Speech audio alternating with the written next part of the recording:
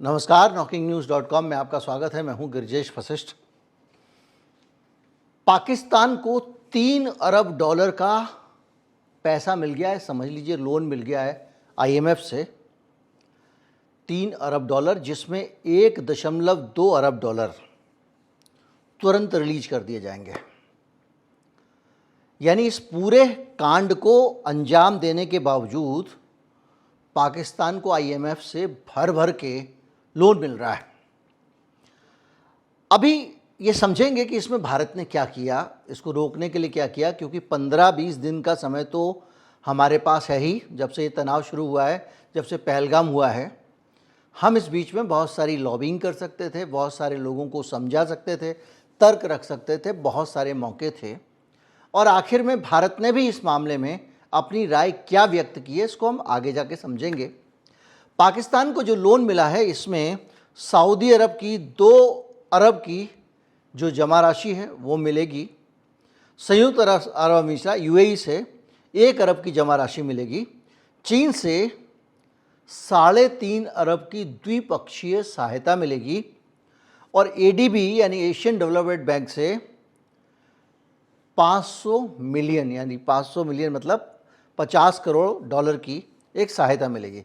इस तरह से 10 अरब की वित्तीय सहायता पाकिस्तान हासिल करने में कामयाब हो गया। इसके बावजूद कि 2 दिन से 3 दिन से ये लगातार चल रहा था कि भारत हो सकता है उसको वित्तीय सहायता ना मिलने दे।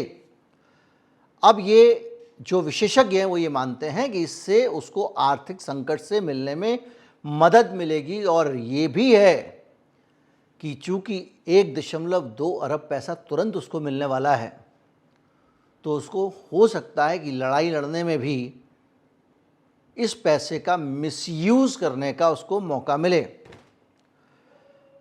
हालांकि कुछ शर्तें हैं, उसको जो अपना राजकोषीय अनुशासन बना के रखना है, बाजार के निर्धारित एक्सचेंज रेट बनानी है, महंगाई कंट्रोल करनी है, ऊर्जा क्षेत्र में सुझाव लाने हैं, जलवायु लचीलापन, वो जैसे कि ये लोग शर्तें थोपते हैं। लेकिन हमारे लिए ये मायने नहीं रखता।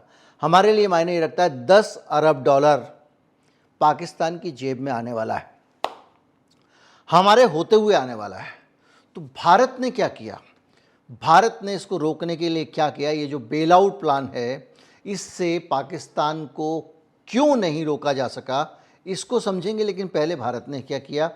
भारत ने इस मामले में तमाम सारी बातें कही हैं। ये कहा कि टू बिग टू फेल, यानी ये जो पाकिस्तान है इस पे इतना कर्जा हो गया है कि ये फेल होगा तो बहुत ज़्यादा डुबो देगा, वगैरह वगैरह तमाम सारी बातें कही हैं।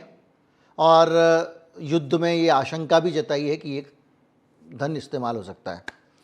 लेकिन इसके बावजूद भारत ने जब मतदान हो रहा था इस सहायता के को लेकर, तो उस मतदान में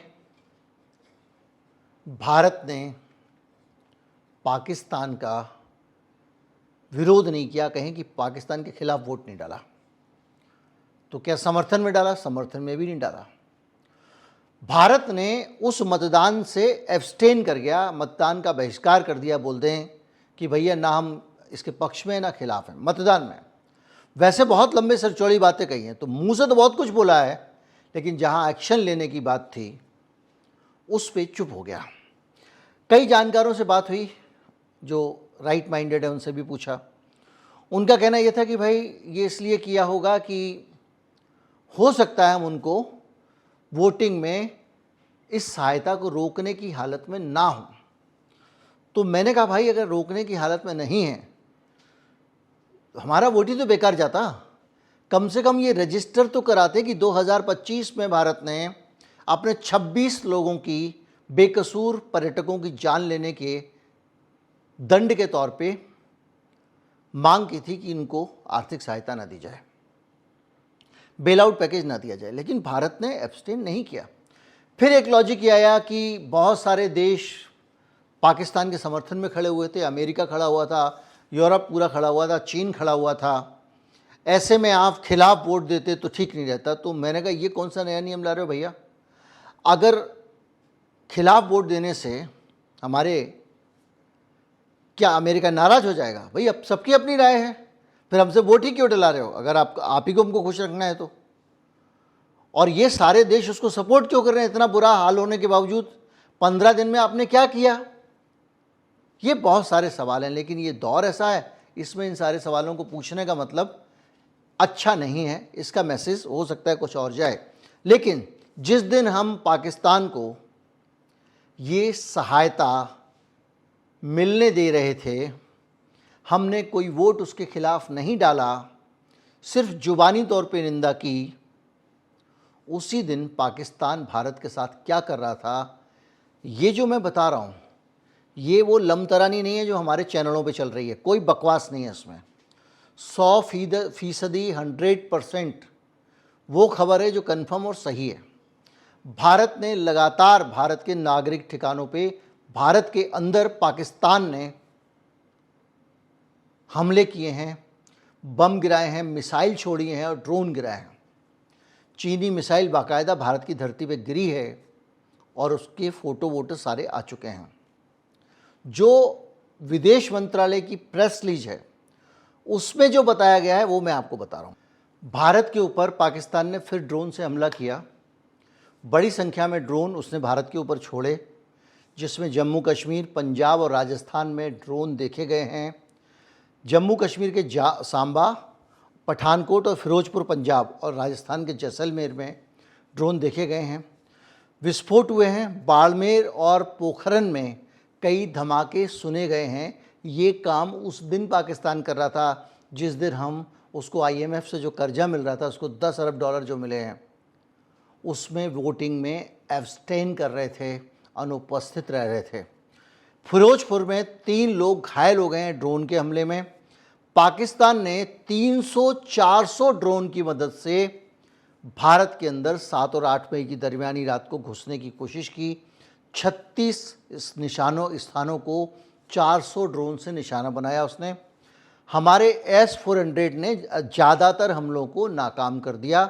जैसा मैंने आपको कल भी बताया था कि कोई भी डिफेंस सिस्टम हो, चाहे वो आयरन डोम हो या कुछ भी हो, वो आसानी से इस पूरे सिस्टम को नहीं रोक सकता, क्योंकि ये ड्रोन बहुत नज़दीक से आ रहे हैं। दूसरी चीज़, आपने अगर वो दौर देखा होगा जब हमने बात की थी इज़राइल वाली, तो इज़राइल के आयरन डोम को कैसे ईरान ने और आपका हूती सब लोगों ने भेद दिया, यहाँ तक कि नेतन्याहू के घर तक पर मिसाइल जाके लगी है, ड्रोन लगा है, सुसाइडल ड्रोन।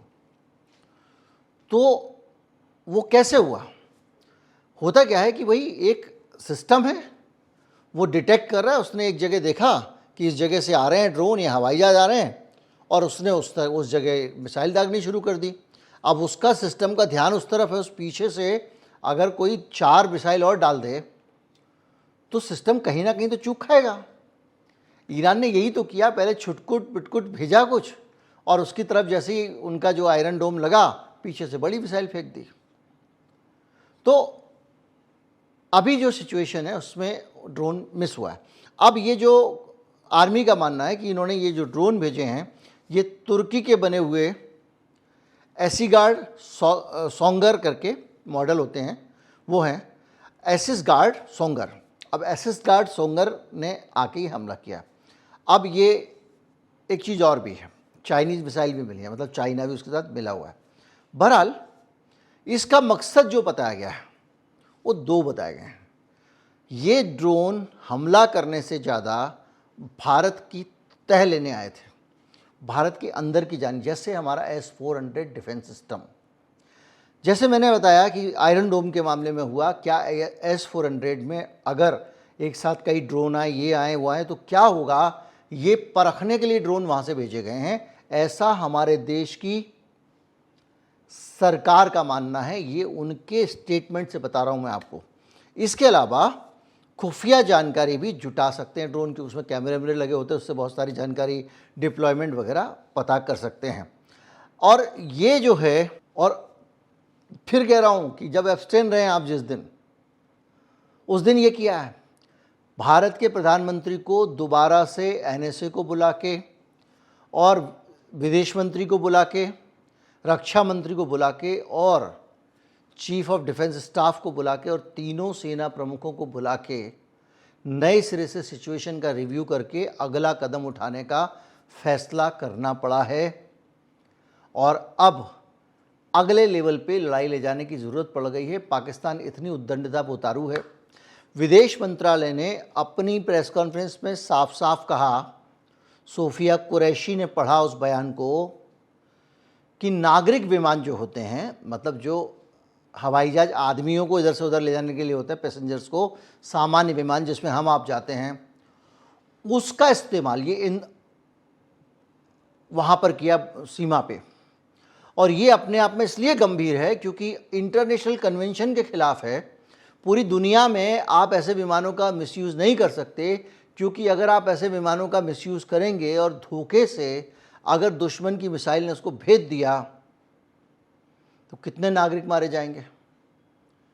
भारत ने बावजूद इसके संयम बरता और उन विमान को जाने दिया।